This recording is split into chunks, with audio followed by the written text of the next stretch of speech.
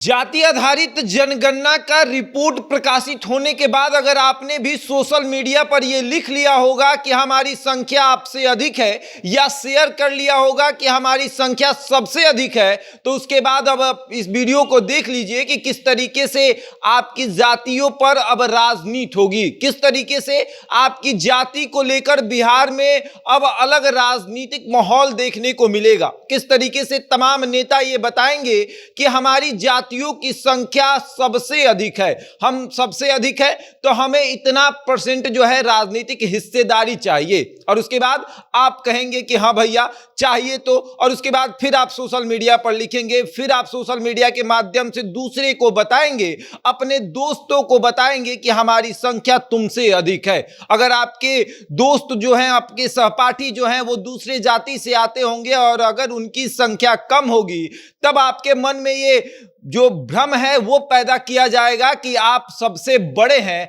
अपने सहपाठी से भी बड़े हैं। और वो कैसे किया जाएगा हम आपको विस्तार से समझाएंगे कि किस तरीके से अब बिहार में राजनीतिक माहौल को बदला जाएगा और किस तरीके से ये दिखाया जाएगा कि हमारी संख्या अब सबसे अधिक है। लेकिन उसके पहले नमस्कार, मेरा नाम शशांक पांडे है, आप जनता जंक्शन पर मुझे देख रहे हैं। कैमरे के पीछे विशाल खड़े हैं और हमारे पीछे जो तस्वीर लगाई गई है उस तस्वीर के माध्यम से भी आप समझ गए होंगे कि यहां पर सबसे बड़ा कौन है।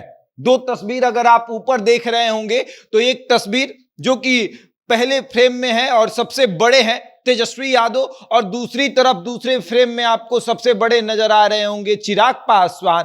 उनके नीचे अगर आप देखेंगे तो हमने एक ही फ्रेम में जीतन राम मांझी और मुकेश सहनी को सेट किया है, और दूसरी तरफ आप देखेंगे तो एक ही फ्रेम में कुशवाहा और चौधरी को सेट किया है, और बीच में केंद्र बिंदु हमारे नीतीश कुमार हैं। इसका कारण भी हम आपको समझाएंगे कि किस तरीके से हमने तेजस्वी को एक ही फ्रेम में रखा है और चिराग को एक ही फ्रेम में रखा है, और एक फ्रेम में आखिर क्यों दो नेताओं को हमने एडजस्ट किया है वो हम आपको अच्छे से समझाएंगे। लेकिन जातिगत आंकड़े जो है वो सामने आ गए हैं। आपने सोशल मीडिया पर लिख लिया होगा कि हमारे जात की संख्या इतनी है, और या फिर विरोध कर दिया होगा कि हमारे जात की संख्या जानबूझकर घटा दी गई है। ये तो आपने कर लिया होगा।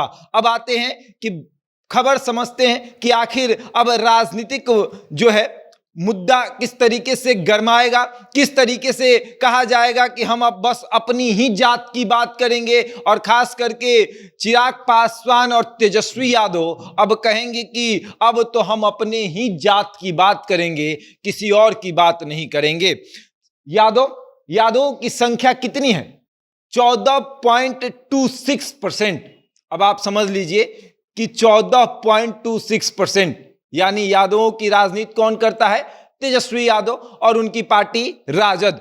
तो तेजस्वी यादव अब सबसे बड़े नेता हैं, उनको कोई नहीं रोक सकता है, और खास करके वो तो अब कहेंगे कि मुख्यमंत्री जो नीतीश कुमार बनकर बैठे हैं वो वाली कुर्सी अब हमको दे दीजिए, क्योंकि हमारी संख्या सबसे अधिक है। और दूसरे नंबर पर अगर आप जाएंगे तो दुसाधों की संख्या सबसे अधिक है, और दुसाधों के नेता कौन है? चिराग पासवान। चिराग पासवान भी तेजस्वी क्यों कहेंगे कि आपके बाद तो हम ही है, मेरे बाद कोई नहीं है। और वहीं दूसरी तरफ लगातार ये कहे जाने वाले कि हमारी संख्या सबसे अधिक है, और भारतीय जनता पार्टी में प्रदेश अध्यक्ष बनकर बैठने वाले सम्राट चौधरी अब कहां जाएंगे? सम्राट चौधरी लगातार कहते थे कि हमारी संख्या जो है वो सबसे अधिक है, 6% हमारी संख्या, मतलब 6% हमारी संख्या है। लगातार वो कहते रहते थे कि अगर कुर्मी कुशवाहा को मिला दिया जाए तो 7 से 8% हम हो जाएंगे, हमारी संख्या तो सबसे अधिक है, यादव के बाद अगर किसी की संख्या है तो हमारी ही है।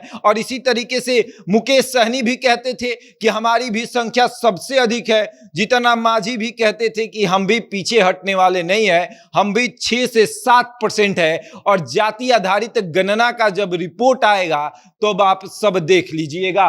तेजस्वी यादव 14.26% है, और चिराग पासवान जो है वो 5.31% है। और चिराग पासवान अब कहेंगे कि 5%, यानी चिराग पासवान पहले भी कहते थे कि 6% हम हैं, तो 5.5% अब हो गए हैं, ज्यादा का अंतर नहीं है। लेकिन कुशवाहा क्या करेंगे?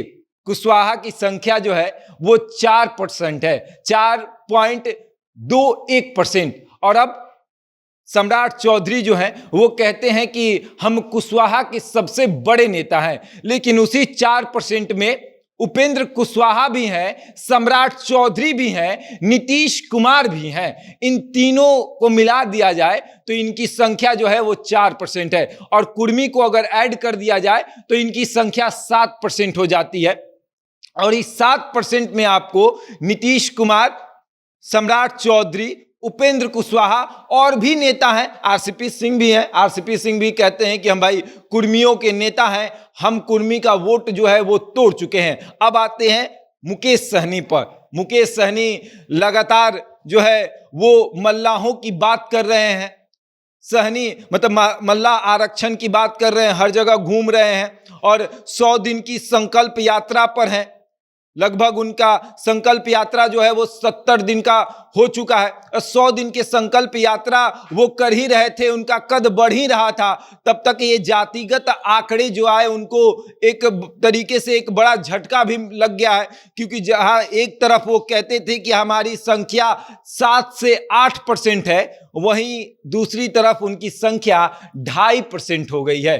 अब 2.60% उनकी संख्या हो गई है। अब क्या करेंगे मुकेश सहनी? मुकेश सहनी को तो एक तरीके से तोड़ दिया गया, क्योंकि मुकेश सहनी हर पार्टियों में, हर गठबंधन में जाकर कहते थे कि आप हमको टिकट दीजिए, हमारी संख्या इतनी है। और अब आते हैं मुसहर यानी जीतन राम मांझी, जो कि लगातार कहते थे कि हमारी संख्या 7 से 8% है। जब जाति आधारित गणना होगी तब आप देख लीजिएगा कि हमारी संख्या कितनी है, और इनकी संख्या 3% है। और अब जीतन राम मांझी क्या करेंगे? जीतन राम मांझी को अब दबाने का प्रयास किया जाएगा, मुकेश सहनी को दबाने का प्रयास किया जाएगा। मुकेश सहनी को कहा जाएगा कि 2.5% संख्या है और आप आ रहे हैं बड़े बनने, बड़ा मत बनिए, अब आराम से दब कर रहिए और जितना टिकट दे रहे हैं उतने में ही संतुष्ट हो जाइए। 2024 और 2025 का इलेक्शन आ रहा है और उसके पहले इस तरीके के जाति आंकड़े जो है वो सामने आए हैं। और अब मुकेश सहनी और उसके बाद आपको जीतन राम मांझी, उपेंद्र कुशवाहा और सम्राट चौधरी का क्या होगा, एक बड़ा सवाल है। क्योंकि अब तो चिराग पासवान और तेजस्वी यादव खुलकर जातियों की बात करेंगे, क्योंकि इनकी जातियों की संख्या सबसे अधिक है। और अब चिराग पासवान जो है तेजस्वी यादव को बताएंगे कि हमारी संख्या तुम्हारे से मतलब आधी है, आधी से थोड़ी कम है, लेकिन हम तुम पर भारी पड़ेंगे। अब आगे देखिए क्या होता है। और इस खबर में इतना ही, बने रहे हमारे साथ और देखते रहे जनता जंक्शन।